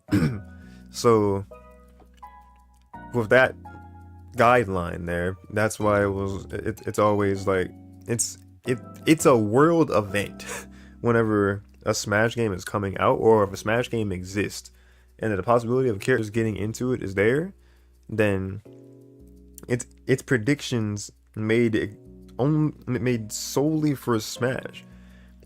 Directs for quite literally a decade were always associated with what, like, we can always expect there to be some sort of trailer for Smash of some sort, like a character being revealed, or this being there, or the possibility of there being DLC of any kind for Smash, because it's Smash. It's this museum of carefully crafted references and homages to these different eras of gaming. It really is a Hall of Fame, a tribute to gaming, and Sakurai being a gamer himself and caring about just the most minute details of stuff. He definitely wants every aspect of a Smash game to feel like it's as true to its source material as possible. I understand. So if there was going to be another Smash game, it's hard to disassociate Sakurai from it, because it's his creation. So he would have to really have somebody who had that just kind of understands his ideology and would be able to have as much dedication to it as he would. I just feel like there's not many, if any, dedicated that could do it. I mean, of course, somebody has to eventually, because, I mean, he can't helm the series forever. But passing along to the next, to like the next generation, the like protege, I guess is what you would call it. It's gonna be something that will definitely be a shift. If we're ready for said shift, who knows? But the question of where do we go from here comes back again, because the most recent Smash game is called Ultimate. He literally did what many consider impossible, to go back and bring back every character that was ever in Smash first as the base, like in the base roster, and then he said, and then there's more. We're gonna have DLC. People were like, "What in the world?" People are losing their minds. So people were like, "Oh, we could legitimately have this. We could have this," and then this man proceeded to start handpicking dreams and putting them in the game. King K. Rool in Smash. He put Ridley in Smash, who was like considered to never be able to make it because he was too big. You put, God, what was like the next big one? That was, Banjo and Kazooie was the next one that was like, what? And then the one that literally broke Twitter for like hours, Steve from Minecraft. Oh my God. In Smash. And then what do you know? A couple years later, he becomes one of the most broken things in Smash. So you know the irony is there. But let me see what else. I mean, and then of course the end all be all, Sora in Smash was a lot of people's dream, and it was actually a long time coming, because he actually did win a part of the Smash ballot back in the Smash 4 days. So I think Bayonetta was the winner in North America, in like America specifically, or like North America as a continent specifically. But in terms of a global vote, Sora was at if he wasn't number one, he was like top 2, top 3. So that was something that they were seeing through, even when when Mr. Iwata was still with us, because that was a big hand in decision of that too. So, you know, because we pay respects to the late Mr. Story Iwata, we could really credit a big deal to him that Sora was even in the game. So yeah, because I think it was some sort of thing that him and Sakurai had some sort of conversation that, yeah, Sora was would be a what's the word, a really significant addition to Smash, and he ended the Smash DLC and the Ultimate lineup. So yeah, the next step for Smash, it's either porting Ultimate over and I guess adding a few more characters to it, some more modes, a proper subspace emissary mode, maybe if we can get around the whole leaking footage part. Maybe even throw in Smash Run in there, because that's like one of the best things about Smash 3DS. Just put that up, just put it in the game. At this point, I was one of the few people that actually did like Smash the board game thing on Wii U. I actually did like that, but nobody else seems to. Yeah, I like Smash Tour. Smash Tour actually was fun to me. It was kind of a crazy Mario Party what if type deal for Smash. I kind of want to just go back to my Wii U and do that pretty soon, just to kind of re-experience those shenanigans. But if they don't port Ultimate over, and because maybe even they don't even add much to it. Maybe they just do like touch ups and quality of life stuff. Maybe just balance Steve. That'll be funny. Like that would be the only change. Just make all the characters that were DLC and stuff be the base game, and then just balance it again, and nerf Steve stuff, and then maybe give us a proper like break the targets mode, and even if they did nothing else, I think people would still buy that. But if not that route, then it's just what's been considered the reimagining route or reworking route, where they really take a hard look at Nintendo's series and say, all right, they getting cut, they not coming back, they damn sure ain't coming back. They getting cut. So it'd be taking a huge axe to the roster. And if that were the case, I can already tell you that characters like let me see, we definitely wouldn't have Dr. Mario back in there for one. We wouldn't have well, we would probably still have like half of the Fire Emblem characters there. Let me see. I could see them let me see. Mr. Game & Watch is probably safe because they literally had a console or a handheld called a Game & Watch, so like he's an important part of Nintendo history. Mm-hmm. They might cut Rob, if anything. Because I think he was just kind of like a very obscure part of the Virtual Boy's life, and then like he was a character in Mario Kart DS as an unlockable. Let me see. A lot of other what could be considered fodder. Excuse me. I think if they were to do a cut, we would not have 3 links. They would just find a way to like merge those into one. Like Link, Toon Link, Young Link. It would just be Link. And it would mostly be Breath of the Wild stuff, but it would probably have references to the other ones with that one link. I don't make this a whole Smash thing because it could easily turn to that. But let me see. As far as the Fire Emblem cast, I feel like if they were to not have anybody, it would probably be so somebody like Corrin or Chrom. They would probably cut one of those two. No, maybe Robin. No, I don't know, because Robin and Corrin were 2 of the more unique ones out of the bunch. If anything, I think Chrom would be gone because he's just kind of a mix of Roy and Ike.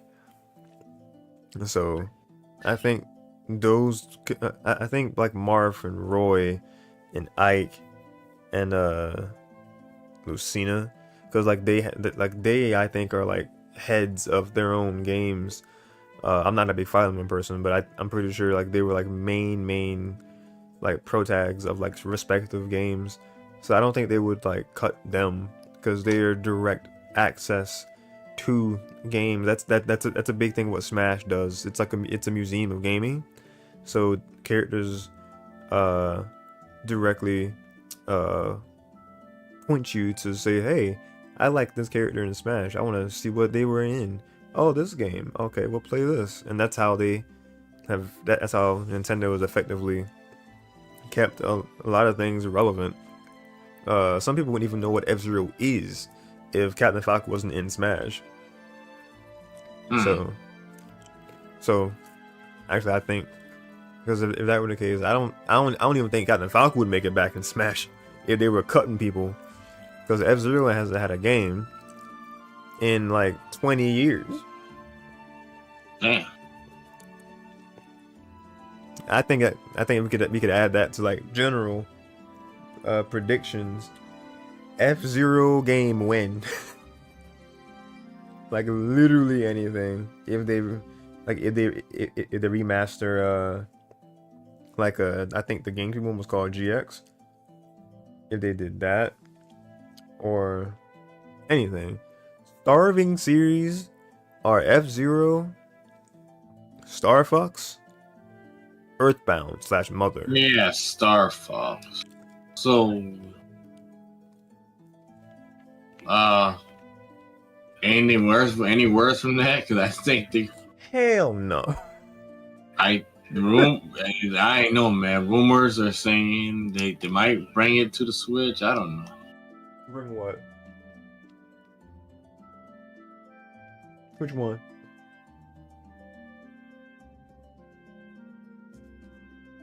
Okay. Huh? Bring which game to Switch? Like something of I hear me? I can hear you now. Oh, he's like, what? I said Star Fox. Okay. I said, I don't know. I heard a few different things for Star Fox. I've heard that it was rumors of them reimagining or remaking the one that was on the GameCube, Star Fox Assault, or doing something proper after Star Fox Zero, or maybe something even entirely all together. But I've heard a couple different things for Star Fox. Like I said, I have nothing, so I think I said everything I want from the direct. I have no idea what's going to happen. That is the magic of predictions.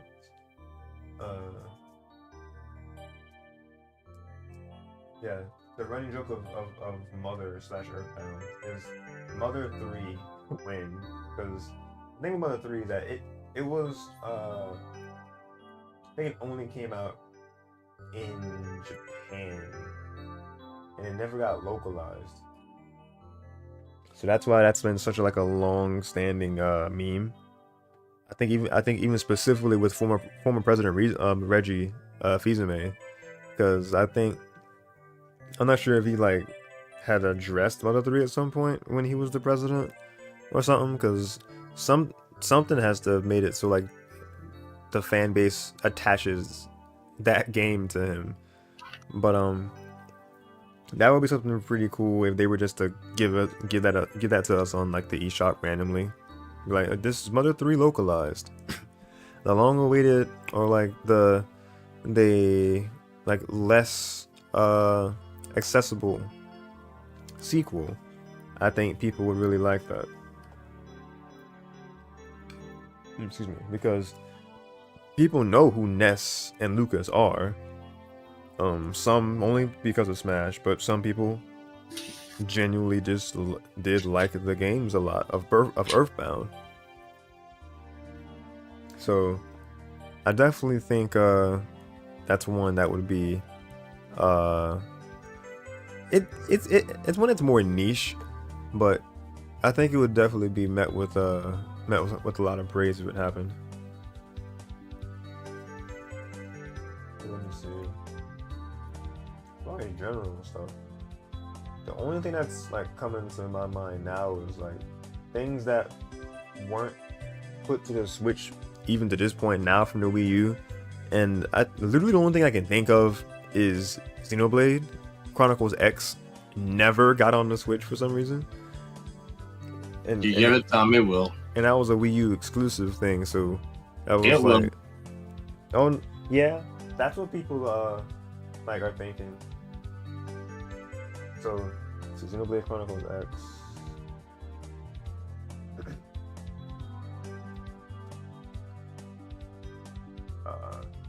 It would just be remaster. The same way that Xenoblade Chronicles 1 uh got definitive edition.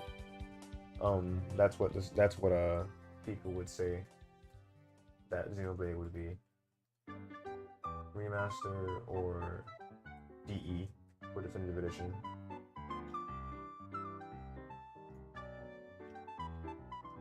That's not right. Why is the logo you? That's not you. You.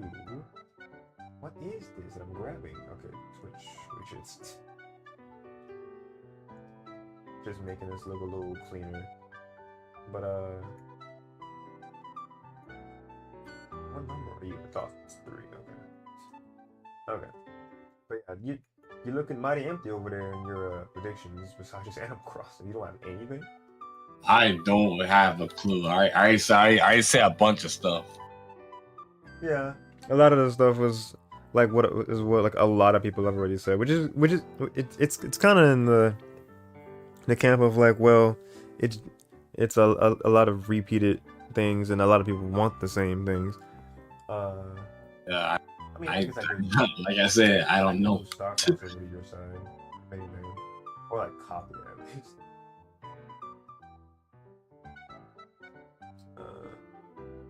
Where is it? Stuff. Copy.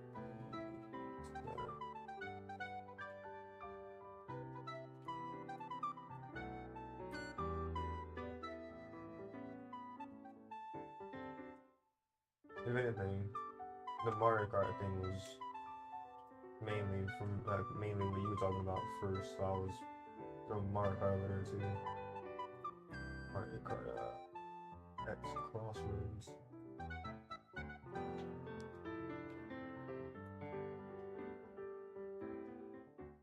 Just to kind of flesh out this side a little bit.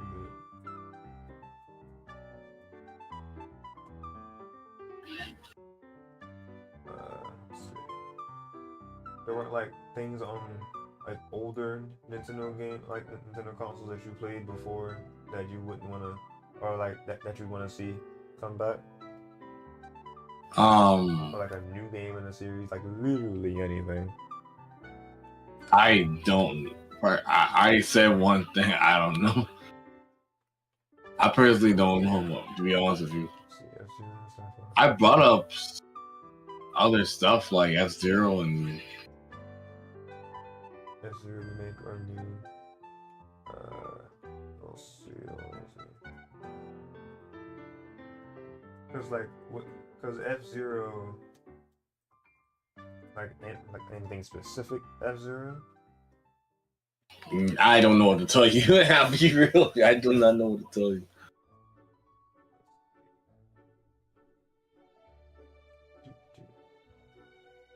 Okay, just kind of copying and pasting a little bit over there.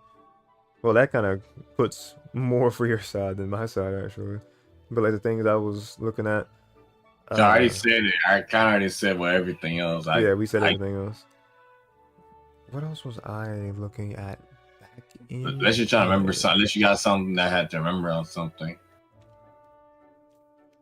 Because I already said, I kind of already said what I kind of want to see and what I expect to see. There's really not much else, honestly. That's I don't even know.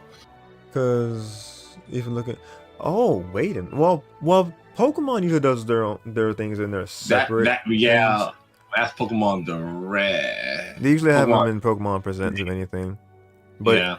But just to kind of throw it out there in general, if Pokemon would have anything, I've kept on hearing the same thing of another Legends game.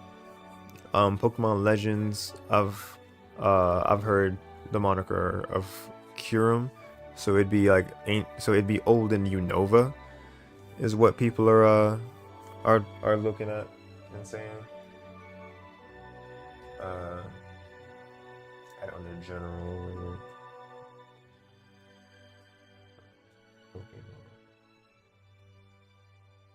Pokemon Legends. How do you spell that? Yeah, Kyurem. And then the way I see it, I think that can lead into into a black and white. I like I said, I wish I do know because I don't really know what's going on. Like I said before, I told you like since I got on the thing, I say I really don't know what's going on when people talking about I must have been working too much or something. Something. Cause I think I don't remember hearing anything about Pokemon honestly.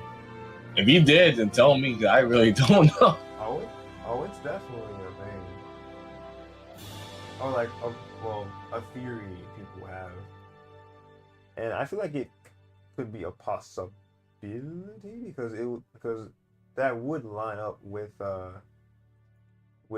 similar to how Legends Arceus, and then later on in the same year I think that Brilliant Diamond and Shining Pearl were announced in a later Pokemon Presents, because they had another because they outsourced those games to the remake, so they would still have a team working on their what they would consider their more like main stuff. What Game Freak would still be working on either I think Argus at the time, or it was the stuff for Scarlet and Violet, whether it was base or it was DLC. Because if there's anything, I got another thing. Because if it's anything that they do with Pokemon, even if it's not DLC or even if it's not a remake for anything, I feel like they let me see, I'll move this up here, because my part of it is Pokemon Black or White remake to kind of to still be in line of a Unova. It's like something involving Unova at all, that region. Yeah, Pokemon Legends Kieran is like a general prediction. I predict the Black and White remix happening because of Legends Kieran, or maybe even on its own. Of that happening. But I like my thing. I would say that I think some people have been sleeping on is another Mystery Dungeon game to be remade, because Rescue Team DX did fairly well, I would think. You serious? Yeah, because Red Rescue Team and Blue Rescue Team were on the Game Boy Advance and DS, and those were really popular. So Rescue Team DX did probably not like amazing. It's probably why we haven't seen anything else from that. But I think people would really eat up Explorers of Sky DX, because I still have my Explorers of Darkness DS cartridge, and apparently Explorers of Sky was the same was what like Pokemon Platinum is, that the Diamond and Pearl. It's like the definitive edition, or like the version of them that has a lot of what both have, and then sprinkled a little more. That's what Explorers of Sky was for Explorers of Darkness and Explorers of Time. So people, and I'm included in people, would definitely enjoy seeing that game remade in that watercolor style and with more cutscene like angles and such, and having it be more modernized. That'd be really cool, because it was a game that relied on having the two screens, so it's curious to see how they would work around that and really be able to make the cutscenes more dynamic without having those. So I would love to see Explorers of Sky DX be a thing. If they were to have anything Pokemon this year at all, remake wise, I think that could be something. Even if they don't have something as big as another Legends game, I think something like Explorers of Sky DX is reasonable, at least.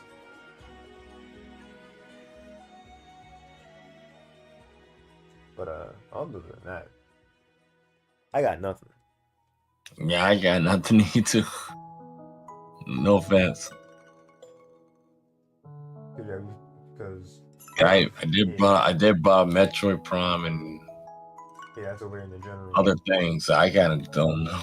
Yeah, that was the first thing that we talked about after the what we know already. We were like, Metroid Prime 4 is literally just in space somewhere existing. It might come out this year as a launch title for the next Switch, if that's even going to happen. Or it's gonna be like one of the first games in the following year when the Switch 2 comes out. That's just it a whole thing. We would not know anything until we got like a proper anything of it, really. Acknowledgement that it exists. Literally anything for Metroid Prime 4. So, yeah, this is probably as de facto as we could get, honestly, as far as covering as many bases as possible for like what I would look at in a grand scale of things. There's like very niche things that I listen to that people say could have something that would come back. I think Beautiful Joe was one channel said, which it was an interesting one where it said that game was actually already made to play in 60 frames per second, even on the GameCube. So they wouldn't have to really even do that much to it for it to be a modern like remaster of that game. That was one. Oh Jesus, I don't know how I didn't think about Kid Icarus Uprising. That's definitely one that people would be that they would love to see come to the Switch, because Uprising is definitely a beloved 3DS game that people felt like it was a good game hindered by the control setup. So that's definitely something that if that were and it's a big like a big game, like a heavy story based game that was broken up into chapters, so it even has like the RPG element to it. So if that were to be, upscaled and given given a proper control scheme overhaul, and settle on an art style that probably would blend what it had with probably even something like a Xenoblade art style, I think people would be eating that up for sure. Kid Icarus Uprising HD would definitely do numbers. Absolutely so.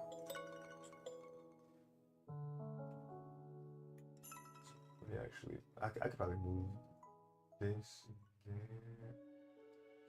But what I'm gonna do here is make a lot of entered space. Move you up. And oh, that's not going.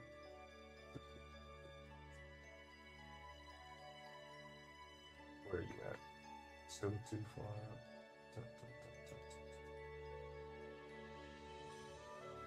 Yeah, being honorable mentions. There we go.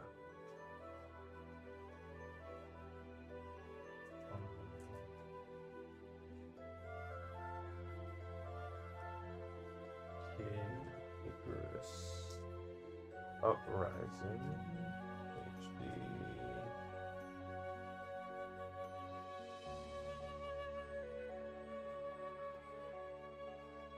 What else did I say? Yeah, Beautiful Joe was on there for this. I don't know much of it. Arguably, I'm just putting it there because it was at least mentioned. Yeah. Master.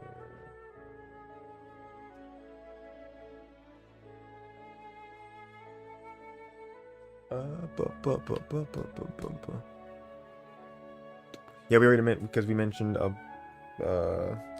Donkey Kong game.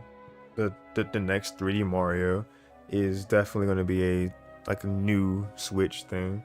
So excuse me, a second Switch 2 or Super Switch like launch or early release title, because to keep on banking on the Mario hype, or or like the new vigor for Mario, because the Mario movie um reminded people about Mario and broaden the horizons of it and such, and started this new creative era again for Mario with games like Super Mario Bros. Wonder, and letting us see the wackier, story-driven sides of Mario again with Super Mario RPG and Paper Mario: The Thousand Year Door. Um, the latter, I'm again is especially excited for people to be able to play, and for me to be able to play again on the Switch, be able to play it anywhere is so good. Just any of those games, like any game on Switch, just got that novelty. But yeah, that's definitely going to be one to look out for too. Otherwise, yeah, like those honorable mentions there. I think that's all I can like seriously grasp now. Yeah, there's nothing else. Kirby, it's too soon for Kirby. Kirby's been eating good. Kirby's got like, because Kirby had Kirby in the Forgotten Land last year. No, the year before that. Didn't you have that game? I had the game. Had the game, he says. Yeah, Kirby and the Forgotten Land was the first foray into 3D for Kirby. So, if DK or even Yoshi went into like the 3D space, that'd be pretty cool if they're wanting to have another game of those. Be something new.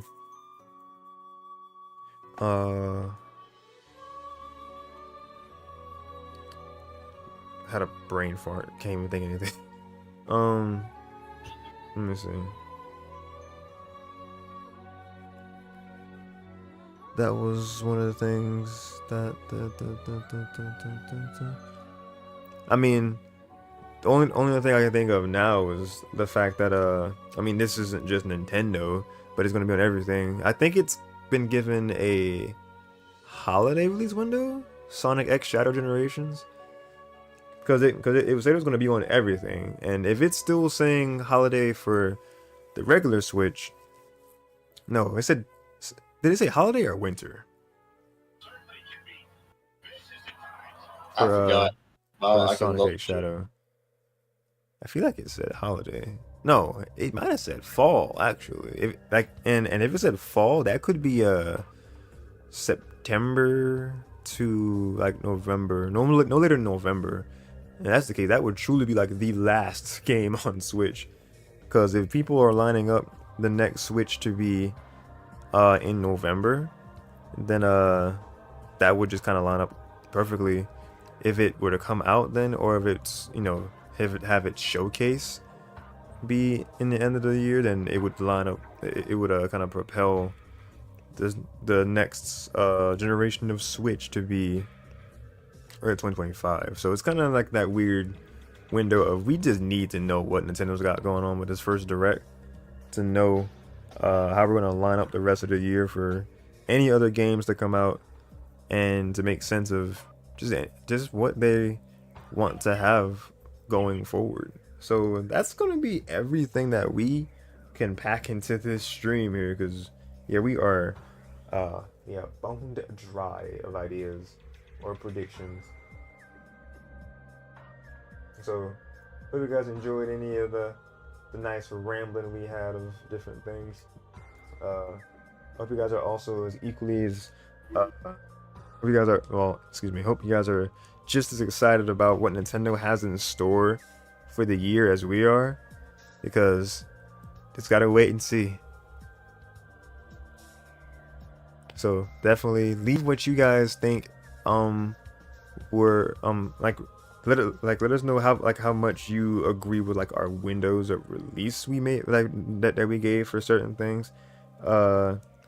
Like let us know what you personally would want to see come on the Switch, or maybe even on the next Switch console, and maybe even give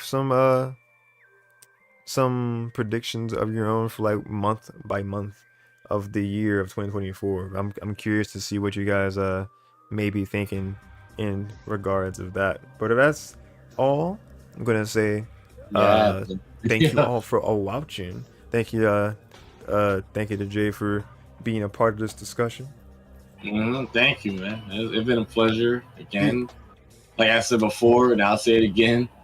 I have no idea what the heck is going on. Considering what's going on, like people know what's going on. I don't know.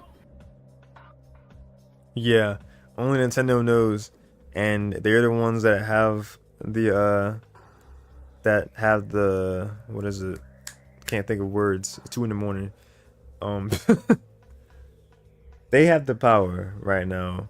They know that we know something is on the horizon, and they're being Nintendo. They're being those plans to their chest, knowing that we're gonna be hyped for whatever they have. That we're definitely looking out for the next thing, Nintendo Switch or Nintendo hardware in general.